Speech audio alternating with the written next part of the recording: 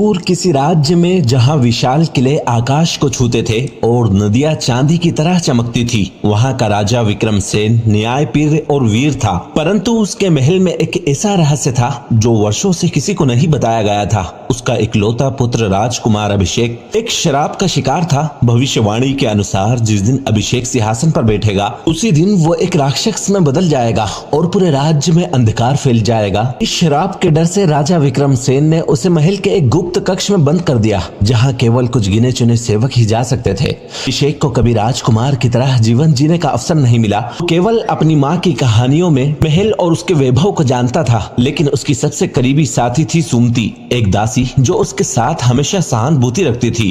सुमति ने एक दिन कहा, क्या तुमने कभी सोचा है कि ये शराब झूठा भी हो सकता है? परंतु अभिषेक ने इसे कभी गंभीरता से नहीं लिया। राजा विक्रमसेन अब वृद्ध हो चुके थे। राज्य के मंत्री और सैनिक चिंतित थे कि राजा के बाद सिंहासन कौन संभालेगा। किसी को भी अभिषेक के बारे में ठीक से जानकारी नहीं थी, लेकिन महल के सेनापति आदित्य ने इसे अपने स्वार्थ के लिए इस्तेमाल करने का निर्णय किया। आदित्य स्वयं सिंहासन चाहता था। वह जानता था कि अगर अभिषेक राजा बनता है तो उसकी शक्ति खत्म हो जाएगी, इसलिए उसने एक तांत्रिक को बुलाया और उससे पूछा, क्या कोई तरीका है जिससे शराब हमेशा के लिए प्रभावी हो जाए? तांत्रिक ने मुस्कुराते हुए कहा, अगर राजकुमार को अंधकार वन में प्रवेश करे तो शराब तुरंत जागृत हो जाएगा और वो हमेशा के लिए एक राक्षस बन जाएगा। आदित्य ने राजा से कहा, महाराज, हमें सुनिश्चित करना चाहिए कि राजकुमार सिंहासन के योग्य है। इसके लिए शक्ति परीक्षण आवश्यक है। राजा विक्रमसेन ने आदित्य की बात मान ली और आदेश दिया कि अभिषेक को अंधकार वन में भेजा जाए, जहाँ उसे अपना साहस सिद्ध करना होगा। अभिषेक को जैसे ही यह आदेश मिला उसका हद दहशत से कांप उठा। अगर मैं जंगल गया तो क्या मैं सच में राक्षस बन जाऊंगा? परंतु सुमति ने उसे समझाया, ये तुम्हारा अवसर है राजकुमार। अगर तुम इस शराब का सामना नहीं करोगे तो तुम हमेशा डर के साए में जियोगे।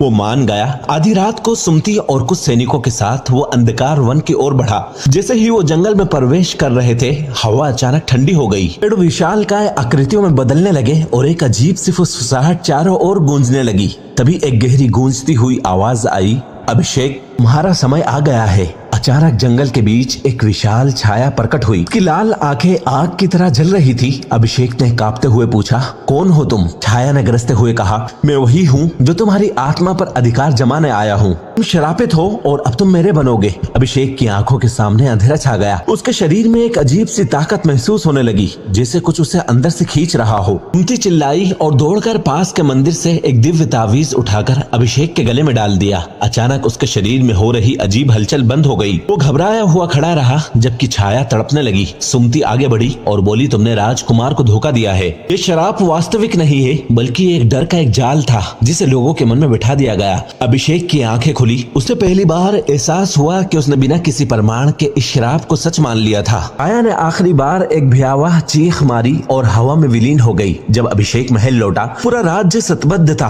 किसी को विश्वास नहीं हुआ कि वो सुरक्षित लौट आया है। परंतु अभिषेक अब बदल चुका था। उसने सबके सामने घोषणा की कि मैं श्रापित नहीं हूँ। ये केवल एक झूठ था जिसे मुझे और मेरे परिवार को डराने के लिए फैलाया गया था। राजा विक्रमसेन की आंखों में आंसू आ गए। पुत्र, मुझे क्षमा कर दो। मैंने कभी तुम्हें समझने की कोशिश नहीं की। परंतु आदित्य को यह बर्दाश्त नहीं हुआ। उसने अपनी तलवार निकाली और राजा की ओर लपका और कहा, अब ये सिंहासन मेरा होगा। अभिषेक ने तुरंत अपनी तलवार निकालकर आदित्य के हमले को रोक दिया। महल के सैनिक भी सतर्क हो गए। एक भयंकर युद्ध छिड़ गया। आदित्य और उसके कुछ वफादार सैनिकों ने महल पर हमला कर दिया, परंतु अभिषेक अब निर्भीक था। उसने हर एक को परास्त किया। अंत में आदित्य को पकड़ लिया। राजकुमार अभिषेक ने कहा, तुमने मेरे परिवार को धोखा दिया, राज्य को धोखा दिया, तुम्हें इसका दंड मिलेगा। राजा विक्रमसेन ने आदेश दिया कि आदित्य को फांसी दे दी जाए। परंतु इस खुशी के बीच एक दुखद घटना घटित हुई। राजा विक्रमसेन अत्यधिक भावनाओं के कारण कमजोर हो चुके थे।